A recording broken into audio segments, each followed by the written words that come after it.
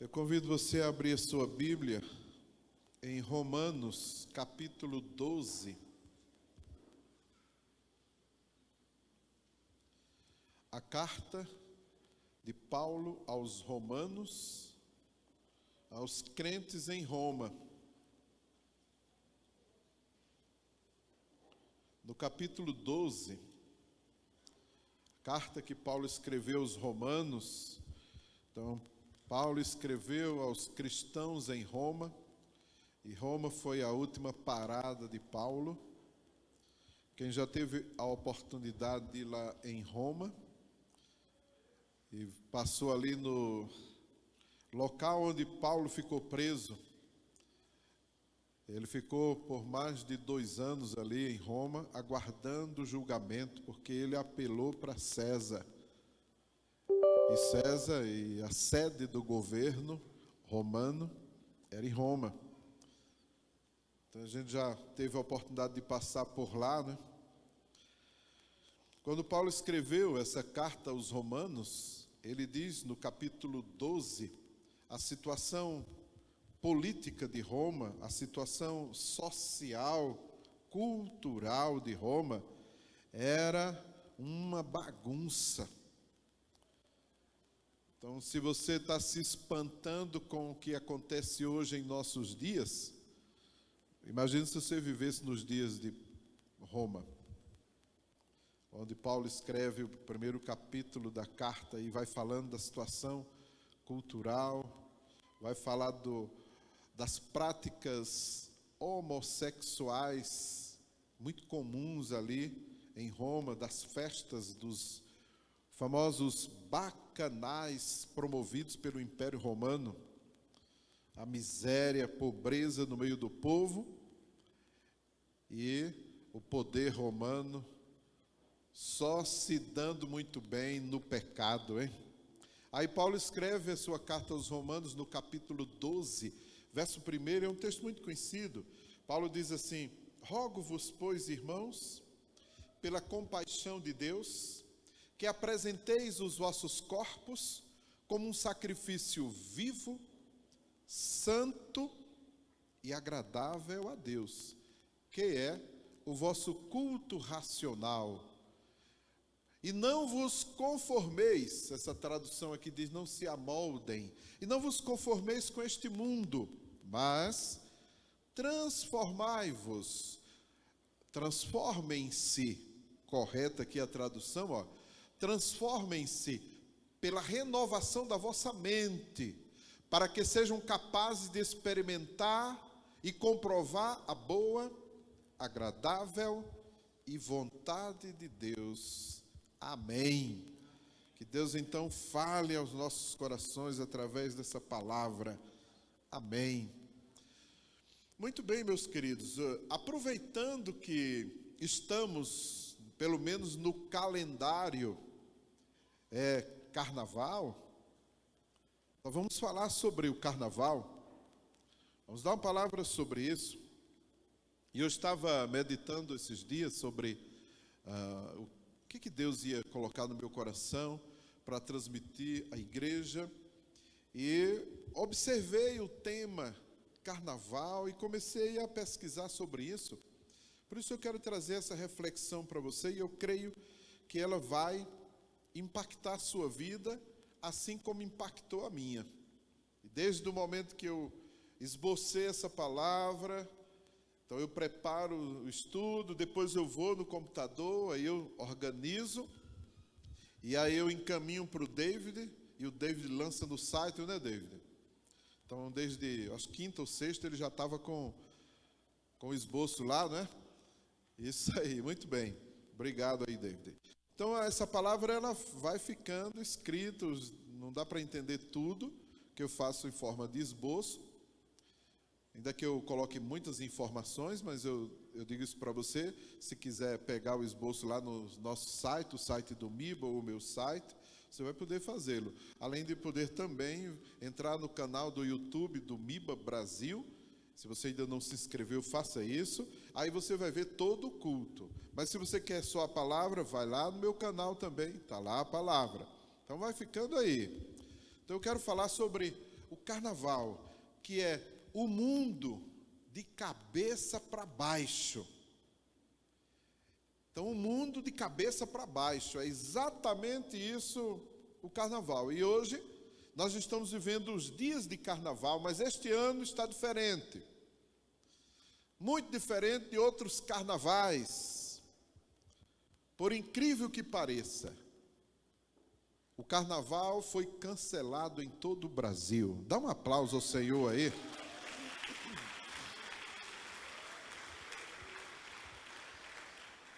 Desde o primeiro carnaval celebrado no Brasil, nunca tinha parado. Desde a história da origem do Brasil, desde que os portugueses colonizando o Brasil, explorando aqui o Brasil, eles trouxeram o que seria o protótipo do carnaval, porque o carnaval tem uma história longa, vem lá da antiga Roma. O carnaval, esse ano, não teve. É interessante isso, né? Vocês lembram da palhaçada? Como se não bastasse o carnaval, já é uma grande palhaçada. Mas esse ano eles foram ao extremo do absurdo de colocarem lá um carro alegórico e uma encenação onde Satanás derrota Jesus Cristo, a imagem ali daqueles atores fazendo aquela palhaçada toda. Pois não é que o troco veio rápido demais? A gente diz assim, não, mas isso não tem nada a ver, porque tem muito crente com uma visão tão míope do mundo espiritual que é de dar dó. E tudo não tem nada a ver, isso é normal. Eita coisinha que faz crente se dar mal. Aí a gente não enxerga o que está acontecendo no mundo. E aí veio o vírus e acabou com a festa esse ano. Acabou com a festa do carnaval. Quem diria, hein? Pesquisando sobre o tema carnaval na revista Super Interessante, você pode até colocar lá também, vai ver. O carnaval vem da antiga Roma. Era a festa ao deus Saturno, as chamadas Saturnálias, que duravam uma semana. As pessoas dançavam pelas ruas. Imagine, tinha até carro alegórico, empurrado pelos escravos que dançavam, pulavam o carnaval. E o carro alegórico, a palavra é carros navales, porque parecia com um navio, o naval, aí o navales. Então eram os carros navales. Os escravos empurrando e homens e mulheres pelados, nus. E em algumas ocasiões praticando sexo para todo mundo assistir, pelas ruas de Roma. E eram chamados atores. Bebida, vinho à vontade, orgias. Daí a palavra carnaval. Carnaval era a resposta dos pagãos à cristianização forçada do Império Romano, porque o imperador romano Constantino, por força de um decreto, transformou todo mundo em cristão e ordenou que a partir do século IV, ano 321 depois de Cristo, o cristianismo se torna a religião oficial do Império Romano. E era o seguinte: todos eram cristãos, eram obrigados, não tinha opção. E aí a pergunta era: e o paganismo e tantos deuses? Inclusive Roma era uma deusa, o imperador romano era adorado como um deus. O que fazer com tudo isso? Eles resolveram a questão. Não, você pode praticar a sua religião, mas você tem que ser cristão também. E agora a igreja cristã da época, com o apoio do Império Romano, o imperador, mandava matar qualquer crente que não concordasse com o que a igreja decidisse. Então eles forçaram, e agora viria a tal da quaresma. Aí os pagãos diziam: então vamos pular e fazer tudo que a gente quiser para se preparar para os 40 dias aí que não vai poder nem comer carne. E era assim que funcionava o calendário daquela época. Então o carnaval era o extravasar, porque eles iam passar 40 dias sem poder fazer mais nada. Não porque eles quisessem, mas porque eles tinham que obedecer a um decreto do imperador. Entenderam aí? Eu lembro quando eu era criança, minha avó, então lá na casa, não sei se meu pai se lembra aí, lá passava um dia sem comer carne, fazia um jejum, e você sabe que eu gostava daquilo, porque a minha avó fazia do umbu. Quem sabe o que é umbu? Fazia uma umbuzada, gente, que eu comia aquilo ali, que era uma delícia. Então eu achava bom, dizer, olha, vai ter umbuzada aí. Então eu ia lá e era panelas e panelas de umbu, e fazia aquela umbuzada gostosa. É isso que eu lembro daquela época de quaresma, ou de preparação para isso. Então o carnaval era essa resposta. Então esse carnaval na Idade Média era considerado como a cultura do mundo de cabeça para baixo. Então a filosofia da época era: são apenas alguns dias que se libera tudo. Então homens que têm o desejo de ser mulher, vai poder ser mulher no período de carnaval, sem ninguém criticar. Depois ele volta, porque é o mundo de cabeça para baixo. E aí vê os homens se vestindo de mulher, e aquela coisa toda, e até hoje é do mesmo jeito, é o mundo de cabeça para baixo. Então não já viram aí como é que eram os carnavais, aí os blocos, né? Então um monte de homem vestido de mulher, e que coisa engraçada. Na verdade é aquela coisa do homem querer experimentar ser mulher para ver como é que é, e homem e mulher se vestindo de homem também, e é um mundo de cabeça para baixo. Com a queda do Império Romano, no ano 476 depois de Cristo, aí ali tem início a Idade Média, e os carnavais e o mundo de cabeça para baixo. O problema é que Satanás virou o mundo de cabeça para baixo e não desvirou mais. E aí não é só uma semaninha. E aí, muita gente que vira de cabeça para baixo no carnaval não desvira mais. E vira o caos. A idade das trevas, a Idade Média, vai até 1500, ou antes, poucos anos antes, onde eles começam a reforma protestante. Então aí o mundo está de cabeça para baixo. Era o mundo ficar de cabeça para baixo, mas era só uma semana. Estenderam mais tempo e Satanás não quis mais tornar de volta. E virou de vez. E em todo o tempo, o cristão precisou enfrentar essa situação, essa realidade. E no Brasil, acaba ganhando o título de País do Carnaval. Olha que absurdo. E aí vem os governos fazendo marketing para atrair o turismo, e aí bota as mulheres peladas para o turismo sexual. E vem todos os turistas do mundo todo, o lugar é o Brasil, e a prostituição correndo solta. Mas não antes de entregar a chave da cidade, e ainda tem o padre que vai benzer, não é? É o caos sendo oficializado. Mas este ano está diferente. O carnaval foi cancelado. O mundo vai ter que voltar e desvirar para funcionar normal. Quem crê nisso aí, diga amém.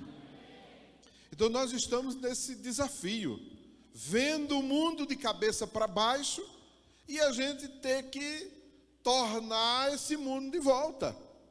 Esse é o desafio da igreja dos nossos dias. Em todo o tempo, o cristão, ele teve que enfrentar este mundo. João, na sua primeira carta, capítulo 5, verso 19, ele diz assim: o mundo jaz no maligno. Em outras traduções diz assim: o mundo está sob o poder do maligno. Então há um reconhecimento de que o mundo está mesmo com Satanás e a gente tem que resolver essa parada aí. Diante de um mundo sob o poder do maligno, o mundo de cabeça para baixo, o que a gente tem que fazer? Então eu quero compartilhar com você essa palavra, e a primeira coisa que eu quero falar é: o cristão não deve se conformar com este mundo. Paulo, em Romanos 12, retornando ao texto, versos 1 e 2, não vos conformeis com este mundo, não vos conformeis com este mundo. Essa tradução que foi projetada diz: não tomemos a forma do mundo, não nos conformemos com este mundo. Não vos conformeis com este mundo, não tome junto com o mundo a forma do mundo. Essa é a palavra de advertência que Paulo traz para os cristãos que estavam em Roma, que vivia todo esse carnaval. Então Paulo diz: não tomem esta forma, não sejam conformados com este mundo. Essa palavra aí é muito interessante no texto grego, quando fala de tomar, de se conformar, sistematizou, daí a nossa palavra esquema. Então, os esquemas do mundo, não se conforme, não se molde a isso, não se molde de acordo com. Então, assuma a mente de Cristo e não a mente do mundo. Não vos conformeis com este mundo, mas transformai-vos, transforme a sua vida, se transforme pela renovação da vossa mente. Olha, ser cristão é coisa para gente inteligente, porque mexe com a cabeça. E você olha para as coisas à sua volta e pensa, olha, observa e usa a mente. Por isso que o apóstolo Paulo chega a dizer que o cristão, ele tem a mente de Cristo. A mente de Cristo. Então, para o mundão aí, quando olha para o carnaval e vê que ele foi cancelado, mas que pena, lamenta. Eu vou dar um jeito aqui, quem sabe, eu li até notícias que tinham vários blocos aí, independentes, fazendo o seu carnavalzinho aí, porque não foi autorizado. Então eles pensam assim. Agora a mente do cristão é: que bom que foi cancelado. Bom seria que não voltasse mais a existir carnaval, porque o saldo do carnaval para o mundo, para a sociedade, se nem olhássemos para a questão espiritual, só olhando para a questão física, a gente vai ver os danos irreparáveis na vida de tantos e tantos e tantos que se envolvem nesse tempo de carnaval, e a sua vida é destruída. Quantas mortes, quantas pessoas drogadas que começam no mundo das drogas, quantas gravidez indesejadas, quantos estupros, quantos abortos depois. Olha a tragédia. E essa conversa furada de que o carnaval deixa um lucro muito grande, é mentira. É o Estado que investe do nosso dinheiro Tem algum barulho aí em algum lugar.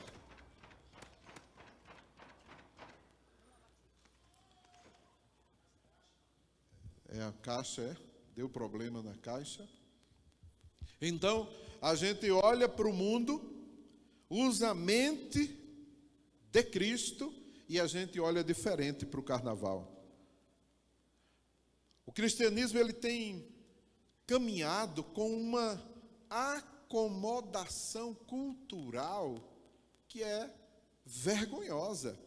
A cultura secular tem influenciado a igreja, e devia ser o contrário.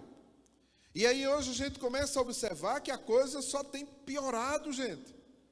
A influência do mundo dentro da igreja. Aí a gente começa a ver pastores defendendo livremente o aborto.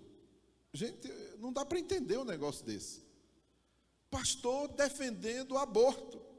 E tem suas explicações, as mais estapafúrdias, mas tem. Pastores defendendo o homossexualismo, dizendo que isso não é pecado, é normal. Já começa a achar isso normal. Pastores defendendo a poligamia, o sexo fora do casamento, ao ponto de aconselhar jovens a terem sua experiência sexual, para ver se dá certo aí casa. Tem alguma coisa errada nisso tudo, gente? Nós estamos vivendo hoje o mundo influenciando a igreja, onde o que se espera é o crente renovar sua mente, passar por um processo de transformação e, consequentemente, transformar o mundo em que ele vive. Hoje, claramente, nós temos dois grupos de cristãos. Os chamados radicais e os cristãos liberais. É o crente raiz e o crente Nutella. De um lado nós temos o crente que pode tudo. Pode beber? Pode, beber não é pecado. Pode fumar? Pode, não vejo muito problema nisso, é só a sua saúde, você tem que ter cuidado. Pode pular carnaval? Pode. Pode dançar? Pode, desde que moderadamente, porque beber pode, a Bíblia não fala, você pode beber. Como é que se bebe sem se embriagar? Se você tomar um copo de vinho, você não passa no teste de bafômetro. Um copo de cerveja já não passa mais no bafômetro. Você vai beber o quê? Como? Crente? Discípulo de Jesus? Se entregando à bebida? Efésios 5,18, não vos embriagueis com vinho, mas enchei-vos do Espírito. Beber tem muita gente que quer, mas se encher do Espírito Santo, aí dá muito trabalho, aí não quer. Aí nós temos dois grupos distintos. De um lado o crente que pode tudo, aí do outro extremo temos o crente que não pode nada. Tudo é pecado. O apóstolo Paulo diz em 1 Coríntios 6, verso 12, ele diz: todas as coisas me são lícitas, mas nem todas as coisas me convêm. Eu lembro que eu fiz umas conferências, tem uns anos aí na igreja, e a casa pastoral era colada na igreja, e as mulheres vinham para fazer o serviço na igreja, e organizar e tal. Aí elas vestiam uma saia por cima do short, porque ia entrar na igreja. Isso, o templo, né? Porque não tinha culto. Elas iam lá organizar. E eu achei estranho aquilo, que eu vi todo mundo de saia, daqui a pouco sai todo mundo de short. Eu digo, que negócio é esse? Aí eu, curioso, perguntei, pastor, que negócio é esse? Sai um monte de mulher aqui, tudo vestido de saia, daqui a pouco sai tudo de short. Não, é porque a doutrina da igreja não permite a mulher entrar Meu Deus do céu, que isso? É muita ignorância. E a gente é chamado a pensar, a usar a cabeça, a mente. Aí Jesus diz em Marcos capítulo 7, verso 20, Marcos 7, versos 20, até o verso 23, ele diz assim: você sabe o que é que contamina o homem? É o que sai do homem. Isso é que contamina, porque do interior do coração dos homens saem os maus pensamentos, os adultérios, as prostituições, os homicídios, os furtos, a avareza, as maldades, o engano, a dissolução, a inveja, a blasfêmia, a soberba, a loucura. Todos estes males procedem de dentro e contaminam o homem. Aí muitos alegam ser difícil resistir o mundo.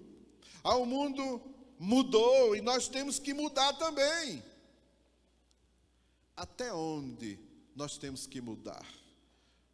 As adaptações, as novas tecnologias, a igreja tem que estar aberta a tudo isso. Abertas às novas tecnologias, aberta à ciência, suas descobertas. Isso não tem problema nenhum e é até bíblico. Já estava profetizado pelo profeta Daniel, a ciência se multiplicará. Então todas essas questões não vejo problema nenhum. Mas quando a gente vai para a Bíblia, a gente vê que as questões éticas, morais, elas continuam ali. Deus não mudou de jeito nenhum. Aí chega um pastor, no desespero talvez de aparecer na mídia, diz: temos que ter coragem para mudar a Bíblia, porque o mundo mudou e a Bíblia agora já não atende mais às novas práticas do mundo.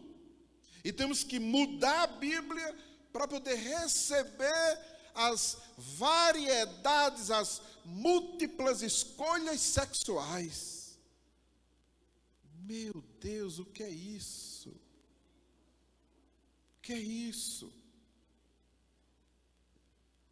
É o povo dizendo para o líder: tem que mudar, porque assim a igreja não vai crescer. Interessante que em toda essa perseguição, com a morte dos cristãos nas arenas e na arena lá no Grande Coliseu em Roma, a igreja nunca parou de crescer. E cresceu tanto que dominou o mundo da época. O grande problema da igreja foi que ela casou com o Estado. E o Estado passou a dominar a igreja, ao ponto do culto começar quando o imperador chegava. E aí construiu-se um templo, e o pregador pregava virado para o imperador. Gostou? Gostou, excelência? Porque se não gostasse, o imperador dizia: tira esse, arranca a cabeça dele, bota outro aí que esse não está. Já pensou como que a igreja ficou escrava quando veio para dentro dos templos? Acabou que o templo funcionou como sepulcro da igreja, porque a igreja viva, ela vivia e se multiplicava nos túmulos. Em cima da morte a igreja crescia, sem problema nenhum, e se multiplicava, e ninguém conseguia parar. Aí a gente vê o povo forçando o líder a mudar, porque se não mudar o discurso, aí o povo vai embora. Isso lembra a história de Moisés, quando subiu ao Monte Sinai e receber as tábuas da lei. Demorou muito. O povo chegou para Arão, um líder fraco, e disse: Arão, esse líder aí que trouxe a gente até aqui, não volta mais não. Vamos fazer o seguinte: você vira o nosso líder, agora faça um Deus aí para a gente adorar, porque os povos vizinhos, todos eles têm um Deus com uma imagem. Só a gente não. Então, vamos mudar esse negócio e faça uma imagem aí para a gente adorar, e ele vai virar o nosso Deus. Arão: sim, pois não, sim senhor. Traga o ouro para cá, e trouxeram o ouro, derreteram para lá e fizeram um bezerro de ouro. E Deus disse para Moisés: vai lá, corre que o povo já está se desviando. Esse teu povo aí, ó, vai lá, Moisés. E quando Moisés chega lá e vê a situação, derrete o bezerro de ouro, moe e bota o povo para beber. A gente precisa parar para pensar em tudo isso. O cristão, ele não deve se conformar com este mundo. Ainda que está todo mundo. Não, você não é todo mundo, nem nós somos todo mundo. Nós sabemos quem nós somos e sabemos que nós temos uma identidade em Cristo Jesus, nosso Senhor. Você sabe quem você é desse mundo? Se você sabe quem você é, você sabe muito bem o desafio que você tem. Agora, se você não está firme na sua identidade de cristão, aí o mundo vai te engolir, meu irmão. E você precisa acordar para isso. Não é porque está todo mundo fazendo que você vai fazer junto. Vamos lá para a Bíblia, para saber se é ou não é assim. A segunda coisa que eu quero dizer é que o cristão não deve amar ao mundo. Não deve amar ao mundo. Primeira carta de João, no capítulo 2, a partir do verso 15, João vai nos dizer, é a carta de João, capítulo 2, verso 15, ele diz assim: não ameis o mundo, nem o que no mundo há. Se alguém ama o mundo, o amor do Pai não está nele. Porque tudo o que há no mundo, a concupiscência da carne, a concupiscência dos olhos e a soberba da vida, não é do Pai, mas do mundo. E o mundo passa, e a sua concupiscência, mas aquele que faz a vontade de Deus permanece para sempre. O nosso relacionamento com o mundo deve ser de reprovação, de enfrentamento com o mundo, entendendo esse mundo como uma ameaça ao cristianismo e à sua mensagem. Nós estamos em guerra, meus irmãos. Ou será que você ainda não percebeu isso? Nós estamos numa batalha aí, numa guerra. Aí veio a pandemia. A primeira coisa que os governos quiseram fechar eram as igrejas. O que a gente tem a ver com isso? Porque logo a gente fecha as igrejas, para os cultos, só transmitindo, vamos dar um jeito. Aí ficou um monte de pastor formando uma comissão e dizendo, vamos falar com o governador para ver se ele deixa a gente se reunir. É um bando de frouxo. Reúne, vai preso, entra na justiça, faz qualquer negócio aí. Com todo respeito, depois de dizer isso, mas é. Aí hoje eu li uma matéria muito interessante, não sei se o pastor Clemilton aí viu, uma associação de juristas entrou com ação no Supremo Tribunal Federal contra esses governos, provando que a Constituição nos garante o direito de adoração, de culto, que foi violado no período da pandemia. E o Supremo Tribunal Federal deu 5 dias, sei que é parte do processo, mas deu 5 dias para eles se manifestarem, dizer, por que vocês fizeram essa aberração contra o direito do cristão? Por que vocês fizeram isso? O que está faltando é isso, é o crente botar a cara, entrar com o processo, se reunir, botar para quebrar e dizer quem manda aqui somos nós adoramos a um Deus vivo, não temos medo, não vamos nos acovardar, não vamos nos dobrar a isso, vamos enfrentar, nós temos as nossas convicções e a nossa fé, ela é inabalável. E não temos que amar o mundo, nem ser amigo do mundo, nem fazer acordo com o mundo. Quem crê assim, dá um amém, dá um aplauso a Jesus,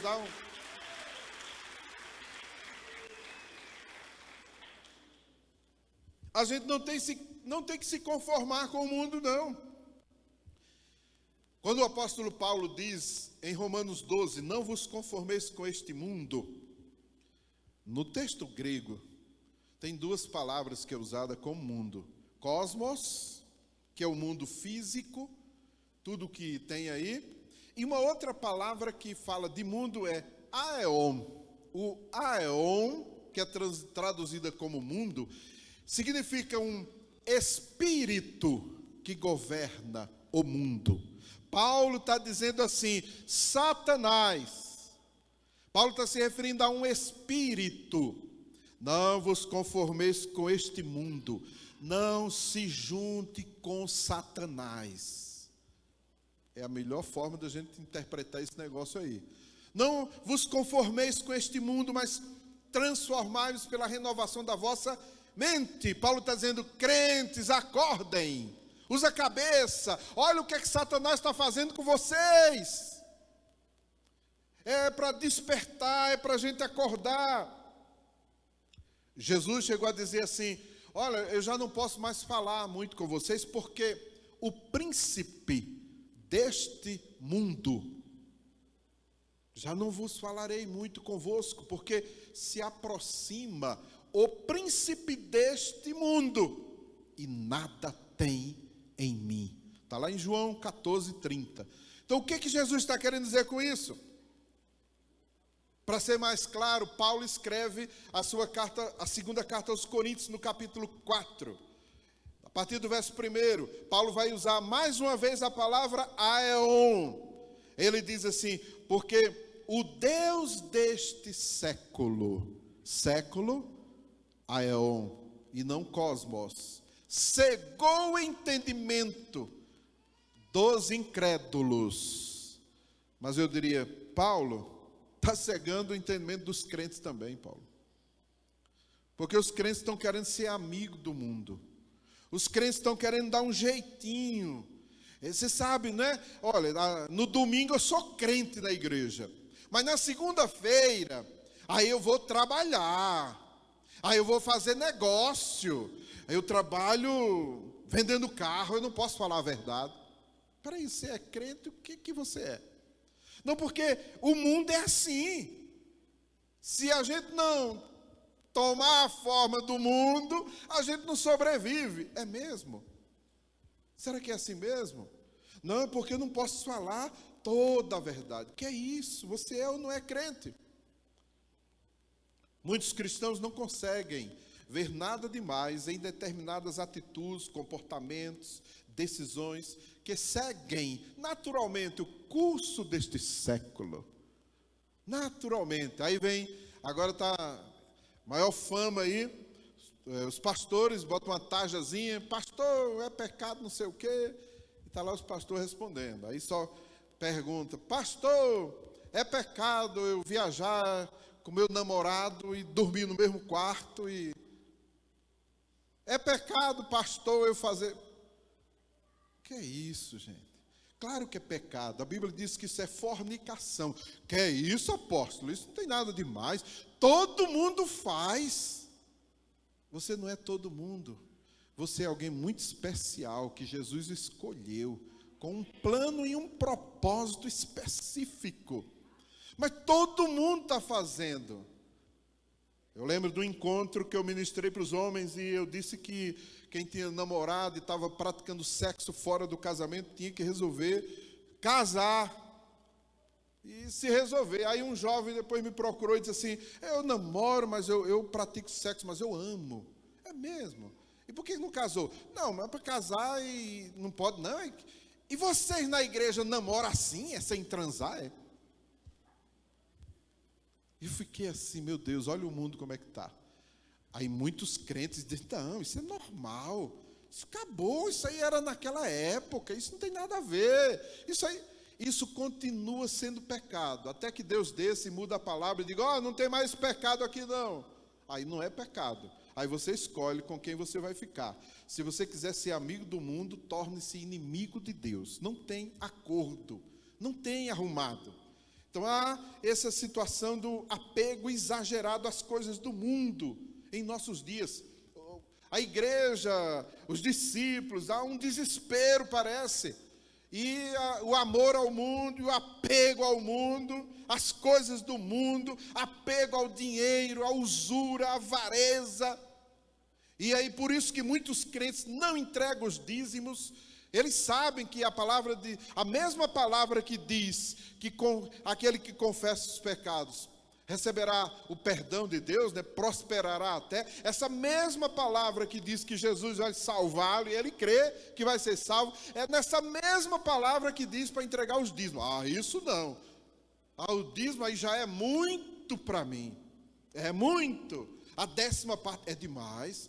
Aí o imposto de renda do governo pega 37% do seu salário. E você entrega caladinho. Agora o dízimo do Senhor, não. Não, mas é porque eu vou calcular meu dízimo assim. Tira os 37, tira o plano de saúde, tira o empréstimo, sobrou quanto? Agora eu vou dar o dízimo. Espera aí, você acha que Jesus é trouxa? O que é? Você pode até enganar quem você quiser, mas Deus não. Mas é muito, eu não consigo. É mesmo. Quer dizer que o apego ao dinheiro é tão grande que você não consegue largar. Parece aquele jovem que chegou para Jesus e queria saber o que é que eu faço para ser salvo. Jesus diz, olha, é muito simples, faça isso, isso, isso. Isso eu já faço. Agora vá, venda tudo que tem, distribua os pobres e venha e siga-me. Aí já é muito. Tem gente que não se decide por Jesus por causa dessa questão financeira. Tem gente que não toma decisão por Jesus por causa do apego ao mundo. Tem gente que não se converte, sente o desejo, o Espírito Santo de Deus já chamou, já tocou, mas ele tem um pecado ali que ele não quer largar. Ele tem um negócio ali com bebida, ele tem um negócio lá com droga, ele tem um negócio lá, não, isso eu não deixo.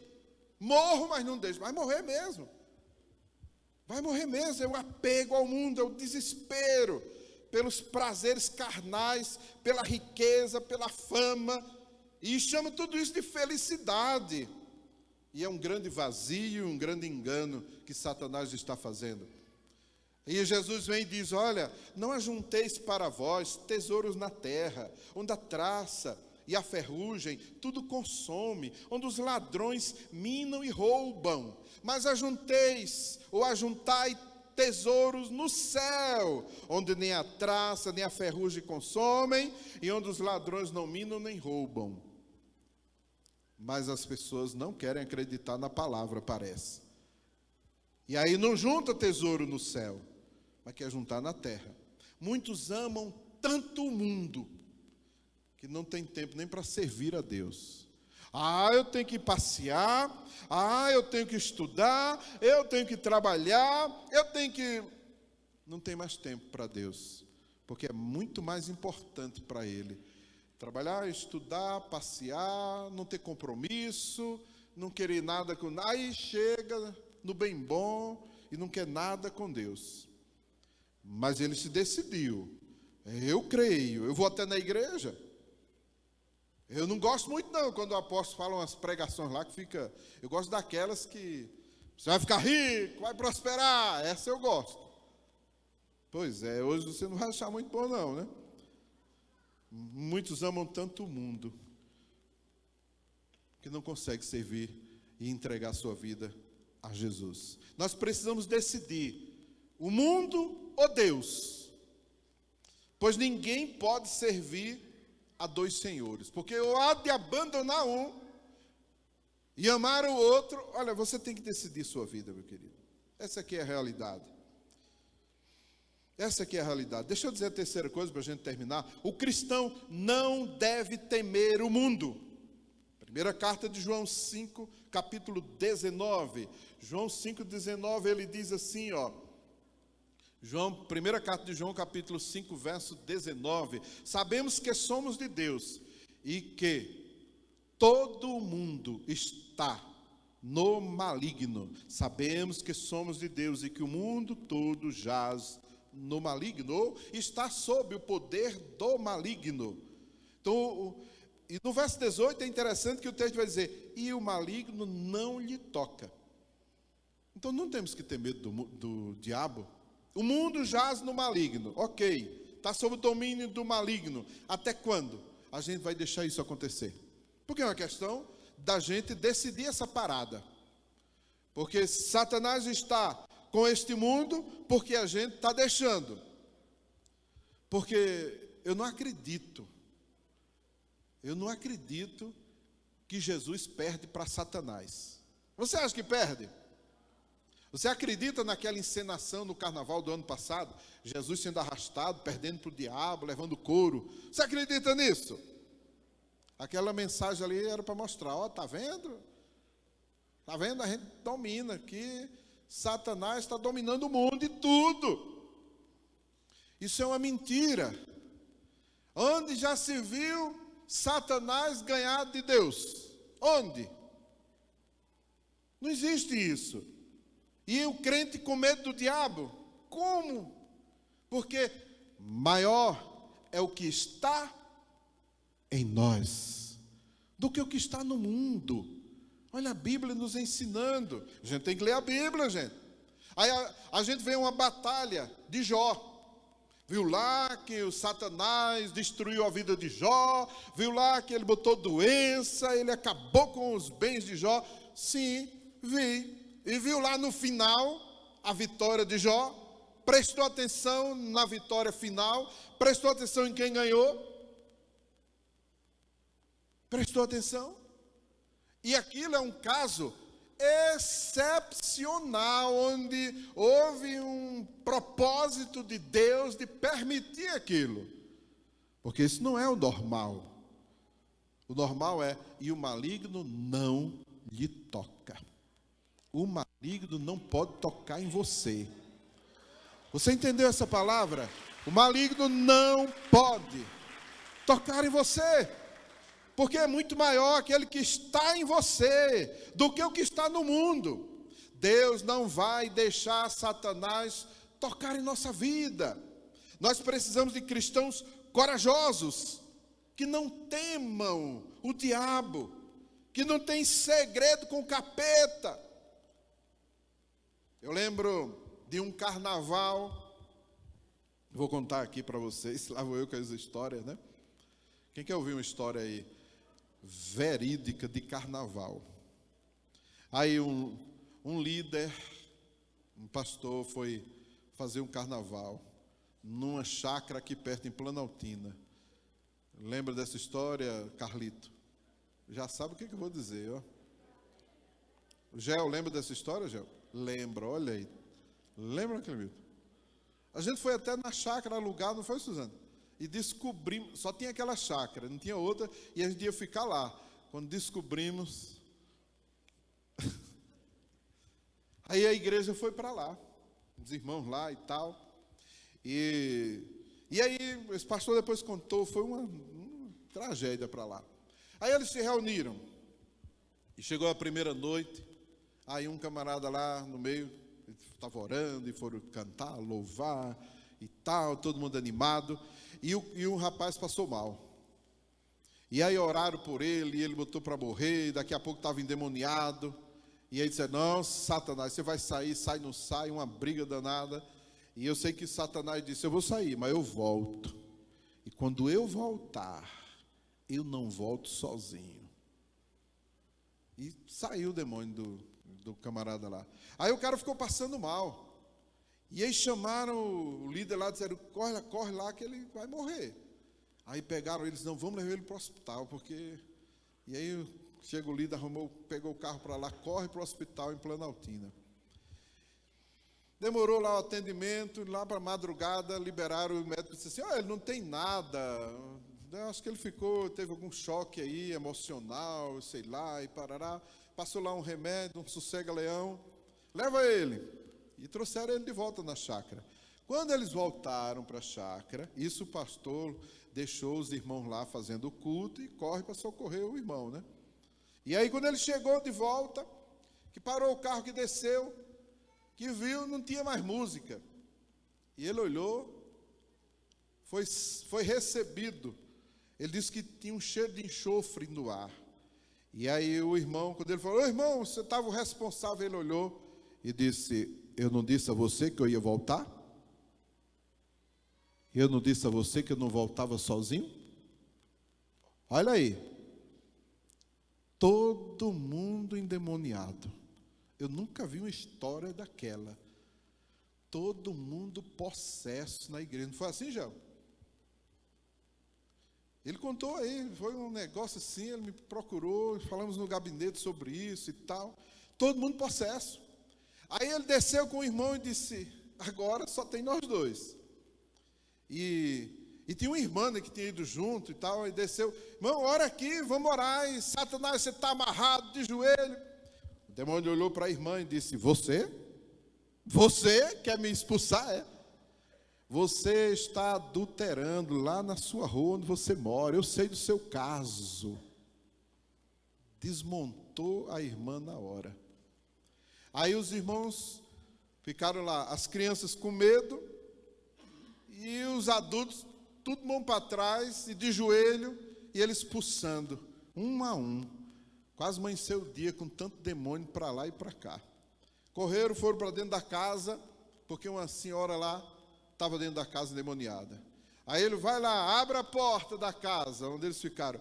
Aí a velhinha tinha uns 70, uns 80 anos de idade. Ela estava lá, por trás do sofá, lá na sala, não é assim, Gel? Lembra da história? Rapaz, a velhinha estava com o demônio do Kung Fu, Karatê, não sei o quê. A velhinha com quase 80 anos, deu um salto mortal, pulou em cima do sofá e jogou e caiu em pé na frente de todo mundo, disse: é agora! O pai foi crente, pulando janela, saindo de... Foi um desmantelo tão grande, até os cachorros da chácara, não foi, não?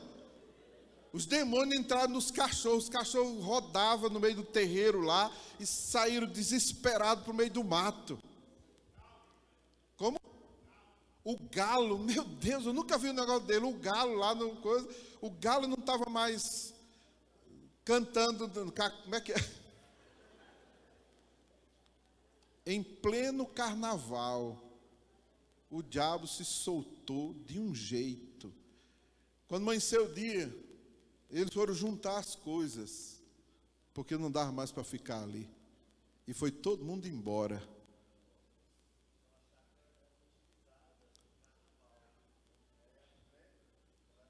Ah, sim, é. A chácara era um centro de macumba, né? E usava para essas festas. Então ele foi para um lugar consagrado e não foi preparado, e o negócio ficou feio. Acabou o carnaval para eles. E o capeta fez a festa. Olha, gente, nós estamos dentro de uma batalha. Jesus chegou a dizer, está lá em João 15, versos 18 e 19, ele diz assim: se o mundo vos aborrece, se o mundo vos odeia, sabei que, primeiro do que a vós, me aborreceu a mim. Se vós fosseis do mundo, o mundo amaria o que era seu. Mas porque não sois do mundo, antes eu vos escolhi do mundo, por isso é que o mundo vos odeia. Você entendeu essa briga, meu irmão? E por que que tem crente querendo fazer acordo com o mundo? Vamos dar um jeitinho aqui e vamos... Você sabe que a gente tem que saber navegar. Não, você não tem que saber navegar coisa nenhuma. O cristão não deve temer o mundo, nem aquele que governa o mundo.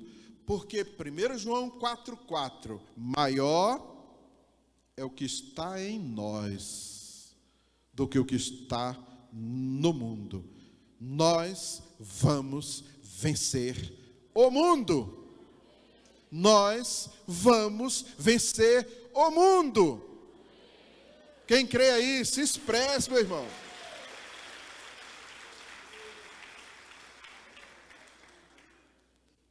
Eu não creio nessa teologia fatalista. Eu não creio nessa teologia pessimista. Eu não creio nessa teologia derrotada para os cristãos. Eu não creio nisso, meu irmão. Eu procuro na Bíblia, de Gênesis a Apocalipse, eu não encontro respaldo para esse tipo de teologia. Teologia essa que tem tanta gente pregando e milhares de seguidores. Ai, como é que vai ser? Quer dizer que a igreja, coitadinha, vai se acabar. Vai. Quer dizer que o mundo vai acabar e que não... Vai... Aí começa a se tremer de medo, um bando de crente com medo, seguindo uma teologia maluca, desparafusada. Que é isso? E aí é um povo, olha, tá vendo? Vai acabar agora, é agora. Acaba com isso, gente. Não, porque Jesus vai voltar. Tá vendo o vírus? E em 1918? O vírus matou um monte de gente aí. Era um coroninha desses aí, com a gripe espanhola. Era o mesmo corona que está hoje, com a variação aí. E sabe como é que curaram o corona da gripe espanhola em 1918? Curaram com água de quinino, que é a hidroxicloroquina de hoje. Limão, e disseram que cachaça era bom. Aí, fila de gente tomando cachaça. Tinha uns que não saía nem da fila. Eu li lá no livro, uma fila. Entrava na fila, tomava dele e voltava. Pá, pá. Ô quinino. E não acabou o mundo, Jesus não voltou, e não tem nada disso. Gente, vamos acabar com essas besteiras. Vamos ler a Bíblia. O crente vai vencer Satanás. O crente vai pisar na cabeça do diabo. Jesus vai esmagar a cabeça da serpente. Jesus vai vencer. Ele já é mais do que vencedor. Ele venceu. Ele disse que a sua igreja, as portas do inferno, não prevaleceriam contra elas. Gente! Não tem esse negócio de crente morrendo de medo do fim do mundo. Se o mundo terminar, glória a Deus, vamos para o céu com o Senhor. Acabou, é assim. Nós precisamos acordar, sair fora do esquema do mundo. O mundo está dizendo, está vendo? Eu vou amarrar a igreja, está vendo? Eu vou dominar os crentes. O crente, ele vai ter tudo lá no céu. Aqui é só couro nele. Mentira do diabo. O crente vai vencer aqui e será vencedor até chegar lá. Quem crê assim, dá um aplauso a ele. Aleluia. O mundo jaz no maligno, mas nós vamos implantar o reino de Deus, é aqui na terra. O reino de Deus chegou. Essa era a mensagem. O reino de Deus chegou. Onde chega o reino de Deus, as coisas mudam. Nós precisamos entender isso. Essa sim é a teologia bíblica de que a igreja não vai perder para o capeta. Se essa igreja dos nossos dias está se contaminando com o pecado, se essa igreja dos nossos dias está se contaminando com o mundo e se rendendo a Satanás, Jesus vai levantar uma nova igreja que não vai de maneira nenhuma se render ao capeta. Jesus vai levantar crentes fiéis que não temem nada e vão vencer. Quem crê assim, dá um aplauso ao Senhor.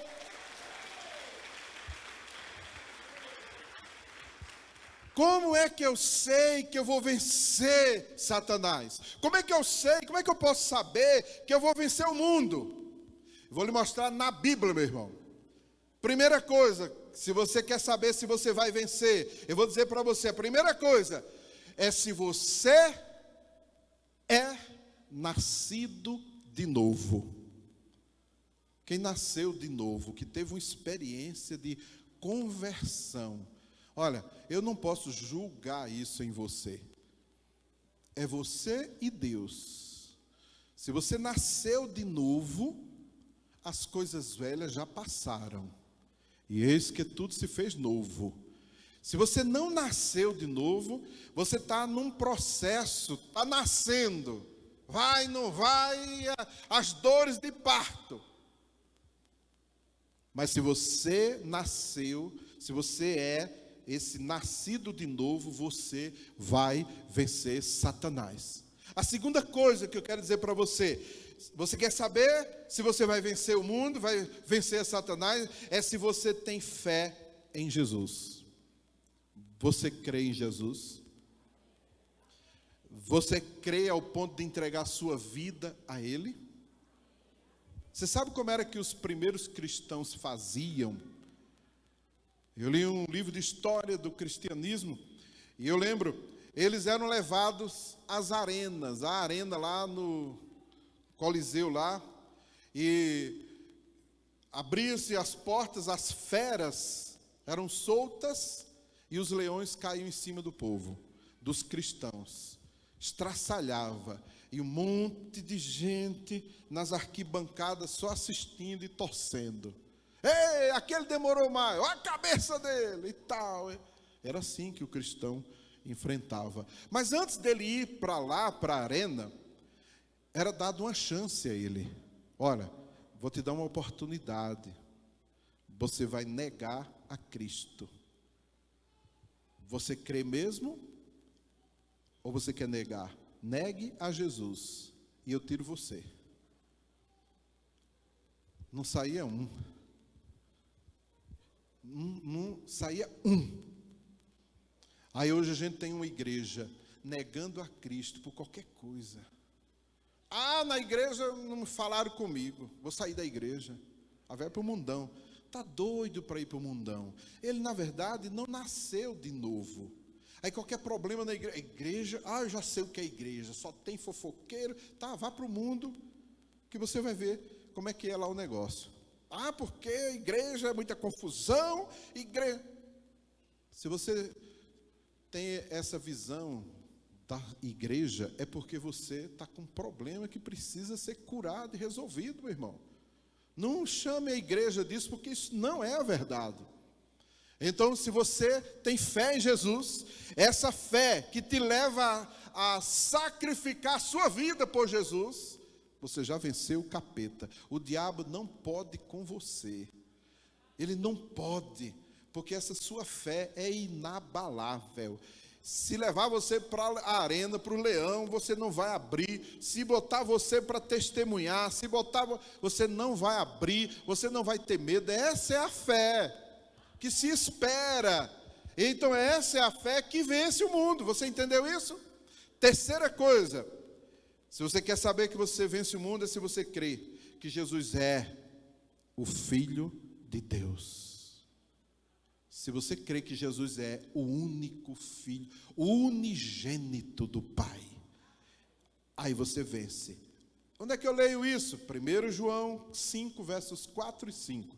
Primeira carta de João, no capítulo 5, versos 4 e 5. Olha o que é que diz a Bíblia. 1 João 5, 4 e 5. Porque todo o que é nascido de Deus vence o mundo. E esta é a vitória que vence o mundo. A nossa fé. Segundo ponto, veio aqui na Bíblia. O que é que vence o mundo? Quem é que vence o mundo? Senão aquele que crê que Jesus é o Filho de Deus. Está aqui na Bíblia. Este é aquele que veio. Pode ler o texto até o final. Então, quem vai vencer o mundo é quem teve uma experiência de um novo nascimento com Jesus. Quem vai vencer o mundo é quem tem fé em Jesus. Quem vai vencer o mundo é quem crê que Jesus é o unigênito Filho de Deus. Então, meu querido, essa questão do mundo, o mundo está levando vantagem porque a igreja está dormindo. Porque quando o cristão acordar, o mundo vai ter que se render a Jesus Cristo, Senhor. Nós vamos levar o mundo a se converter. Quem crê nisso? Essa é a teologia da fé, porque se Satanás continuar com esse discurso que a igreja é derrotada, que o crente é derrotado, que o crente é para sofrer mesmo, que é assim mesmo, ele vai morrer e vai... Aí Satanás vai levando vantagem. Você entendeu o esquema do diabo? Agora quando você olha diferente e diz, não, isso é só questão de tempo, porque nós vamos virar o jogo, e nós vamos acabar com essa palhaçada aí do inferno. Nós vamos acabar com o carnaval de vez, porque a maioria vai ser crente de verdade, e nós vamos ocupar os principais cargos desse país, dessa nação, quer na educação, quer na justiça, quer na política, quer na economia, na mídia. Olha a Globo aí acabando, gente, a Globo caindo, despencando. Olha aí o que vai acontecer com esse sistema. Então nós temos que nos levantar. Como era que os primeiros cristãos viam a situação? Imagine, 120 crentes numa sala apertada. Quem já foi em Jerusalém já viu lá como é que era o cenáculo. 120 cristãos, os 12 ali, eles foram cheios do Espírito Santo, e eles disseram: nós vamos agora virar esse jogo e vamos ganhar o mundo. Um pequeno grupo, religião perseguida. 300 anos depois, menos, o cristianismo vence tudo, com morte, com perseguição, com sofrimento, com o Império Romano perseguindo. 300 anos depois, o que aconteceu com o cristianismo? Religião oficial. Eita Deus, né, Mateus? E o que é que vai acontecer com o Brasil, gente? 30% estão dizendo aí, os pessimistas, que eu diria que tem mais. 30% de cristãos. Você sabe o que é que vai acontecer com o Brasil? Você acreditaria que teria um presidente dizendo que Deus está acima de tudo? Mesmo que você não goste, mas está lá o homem fazendo um excelente trabalho. Ah, mas porque tem uns esquemas. Tem tudo isso. Ele ainda não é o Messias, não, viu? Mas está chegando. Está chegando. Isso é uma transição. O Brasil vai se render aos pés de Jesus Cristo. Essa nação vai se converter. O mundo vai ter que recuar. O inferno vai ter que recuar, porque a igreja vai avançar. E o crente vai vencer. O crente vai vencer. Eu creio nisso. E quando eu olho para o livro do Apocalipse, eu não consigo enxergar o que tanta gente está enxergando no Apocalipse. Meu Deus, é o Apocalipse, coitadinhos, vão tudo morrer. Olha, vai ser cada sofrimento, a igreja, meu Deus, eu quero morrer logo para não passar por isso. Eu não consigo ver isso no livro do Apocalipse. Eu lembro muito bem quando eu fiz o mestrado em teologia e eu estudei o Apocalipse. Sabe o que eu vejo o Apocalipse? Eu vejo o Apocalipse como um livro de celebração de uma vitória. Pode olhar, está todo mundo cantando, louvando, adorando ao Senhor, e é uma multidão que canta, que louva, uma multidão que venceu. E Jesus diz às igrejas: qual é a mensagem para a igreja? Eu sei que vocês estão enfrentando perseguição, eu sei que vocês estão onde está o trono de Satanás. Apocalipse capítulo 2, Apocalipse capítulo 3, não vou pregar isso agora, já terminou o tempo, mas deixa eu dizer uma coisa para você. Olha, no final de cada carta, o que é que Jesus vai dizer? Ao que vencer, ao que vencer, ao que vencer, eu vou dar um novo nome. Ao que vencer e guardar até o fim as minhas obras, eu lhe darei poder sobre as nações. Apocalipse capítulo 2, verso 26. Ao que vencer, Apocalipse 3, 5. O que vencer será vestido de vestes brancas, e de nenhuma maneira eu riscarei o seu nome do livro da vida. Ao que vencer, capítulo 3, verso 12. A quem vencer, eu farei coluna no templo do meu Deus, e dele nunca sairá. Ao que vencer, a expectativa de Jesus é que a gente vença, e não que a gente perca. Será que a gente entendeu essa mensagem? O que Jesus espera é que a gente vença. Ele não está esperando a gente perder. Todo o céu está torcendo pela nossa vitória. O céu inteiro está torcendo pela nossa vitória. E quando você lê a Bíblia, você só vai ver: Satanás será preso, Satanás será condenado, Satanás será lançado no lago de fogo e enxofre. Satanás que perturbava as nações. Aí você vai em Apocalipse: caiu a grande Babilônia, caiu. E agora os cristãos que foram aguardam debaixo do trono de Deus, eles aguardam agora o julgamento, eles estão na expectativa de vitória. Você vai vencer.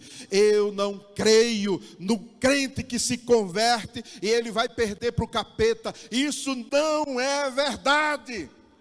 Você vai vencer essa tentação aí das drogas. É Satanás que está botando na sua cabeça. Mas eu vou dizer uma coisa para você: você vai vencer. Só é você se levantar decidido. Você vai vencer esse pecado aí. Você vai vencer essa tentação aí. A igreja vai vencer. Esse poder que persegue a igreja vai cair. Todo aquele que se levantar contra a obra de Deus vai cair. Será que tem um crente aí para dar um glória a Deus bem forte aí? Aleluia! Fique de pé, meu irmão. Quem vai vencer aí, fique de pé. Quem é vencedor em Cristo Jesus, vai ficando de pé, meu irmão.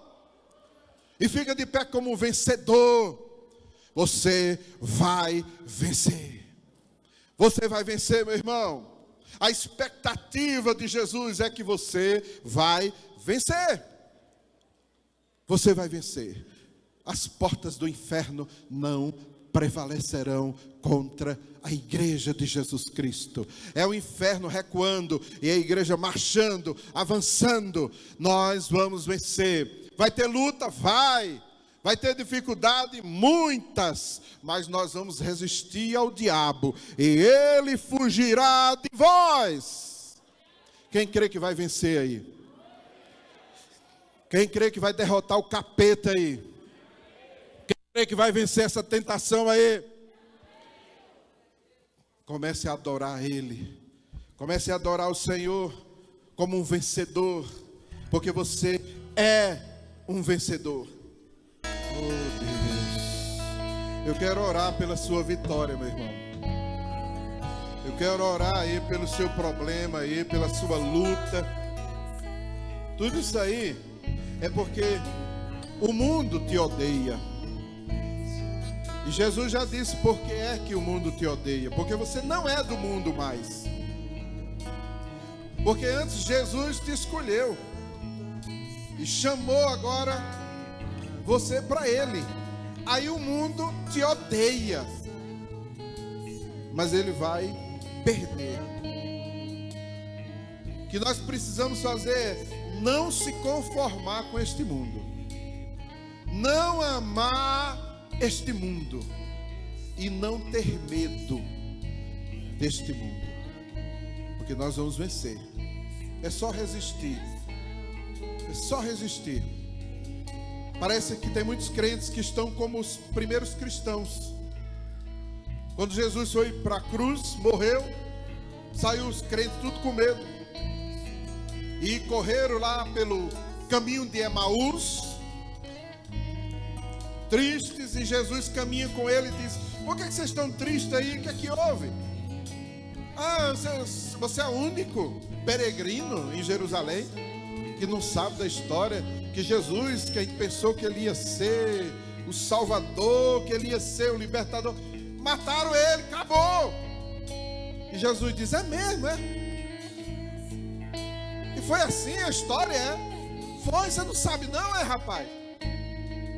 E Jesus foi caminhando com eles e diz: ô tardios. No Nordeste a gente diz assim: ô leso. Deixa de ser leso, rapaz. Está vendo que estava tudo já planejado, que ia acontecer tudo isso, e eu avisei. Quando Jesus parte o pão, provavelmente o buraco nas mãos denuncia Jesus no meio deles, e Jesus some. Tem muitos cristãos desse jeito. agora eu me converti, acabou minha vida, acabou, agora já era, é só sofrimento e perseguição, e ai meu Deus, e agora? Eu imagino que até Satanás e os capetas, quando Jesus morreu na cruz, eles acharam que tinham vencido. Só esperar o terceiro dia. Deixa eu dizer para você, espera só, está chegando o terceiro dia, meu irmão. Está chegando. Satanás pensou que tinha derrotado, que venceu. É um trouxa mesmo, né? Satanás pensa que vai ficar com esse mundo. Nem o inferno é dele, meu irmão. Nem o inferno é dele. Porque Jesus tomou até a chave da casa dele. Nem casa o miserável tem. E a gente vai ficar com medo dele, é? E a gente vai querer acordo com ele, é? Ele está derrotado. E a igreja de Jesus vai vencer. Você vai vencer. Você vai vencer. Você vai vencer, meu irmão. Só resista. Resista. Só resista. Porque o diabo vai desistir dessa tentação. Você quer receber uma oração agora? Levante sua mão. Levante sua mão, eu quero orar por você. Para você ter uma unção nova de entendimento na sua mente, no seu coração, no seu espírito. E esse laço aí, essa tentação vai ser quebrada agora, em nome de Jesus. Eu creio. Pai, em nome de Jesus, está aqui a tua igreja vencedora. Pai, em nome de Jesus, aqui está o teu povo vencedor. Aqui está, meu Deus, os teus guerreiros valentes, os servos do Senhor, filhos do Senhor, de mão levantada, esperando do Senhor uma unção que quebra todo o jugo do inferno. Libera agora, meu Deus, esta unção. Dá ordens aos teus anjos, meu Deus, a nosso respeito. Dá ordem aos teus anjos a respeito de cada um dos teus filhos, agora de mão levantada, porque o Senhor conhece a situação, a vida, a luta, o problema, a tentação que cada um enfrenta. E hoje chegou o dia do basta. Dá ordem aos teus anjos, meu Deus, para entrarem em ação, porque a tua palavra nos ensina que os anjos são espíritos ministradores a nosso favor.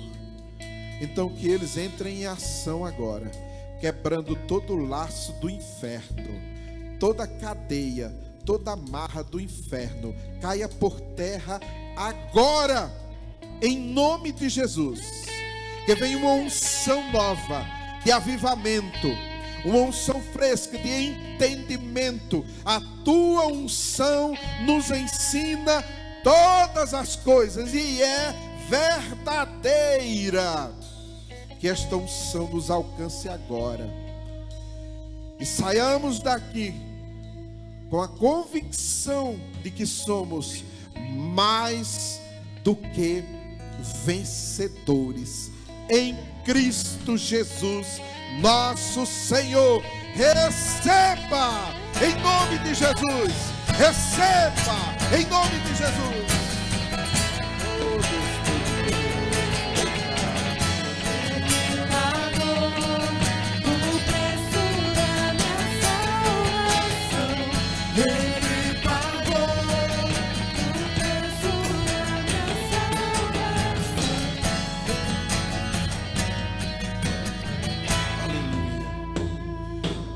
Eu quero que você levante sua mão se você tem certeza que você é um vencedor. E você vai declarar agora 7 vezes. Você vai declarar por 7 vezes. Vai gritar: eu sou vencedor. Eu sou vencedor. Comece agora. 7 vezes. Pode gritar: eu sou vencedor. Eu sou um vencedor. Eu sou vencedor. Eu sou vencedor. Eu sou vencedor. Eu sou vencedor. Eu sou vencedor. Glória a Deus. Aleluia. Aleluia. Deus abençoe a sua vida. Vencedor. Aleluia. Uma boa semana para você, meu querido.